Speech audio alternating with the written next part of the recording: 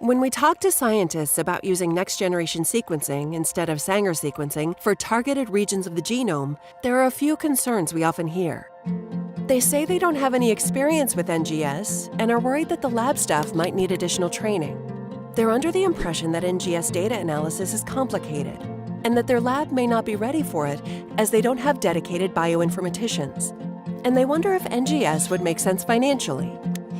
Even though NGS involves high-tech equipment that can seem difficult to handle, the sequencing part of the workflow is the easiest one. You thaw the sequencing reagents, pipette your sequencing library into the reagent cartridge, insert your flow cell, and push the start button. Historically, NGS data analysis has been a challenge, but as the technology is becoming widely adopted, a broad range of plug-and-play solutions are available on the market. These days, scientists can load their data into an app, like our base-based Dragon Germline app, push the button, and within half an hour, get first results. The app provides users with all the metrics they're familiar with from Sanger sequencing. The reads are aligned against the reference genome, variants and small indels are listed, and the app reports on the base calling quality information. The app allows seamless data streaming from the instrument, which is secure, as well as an easy data management and storage solution, which can be shared for collaboration. In a heterogeneous sample, NGS is much more sensitive in detecting low-frequency variants than Sanger. Sanger's threshold is 15 to 20%, while the threshold for NGS is 5%.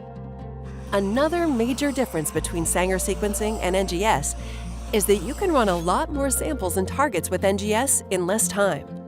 From a cost perspective, it is widely known that Sanger sequencing is very affordable, especially if you sequence just a few amplicons on a few samples. But if you look at the cost per data point, it turns out Sanger sequencing is more expensive than NGS.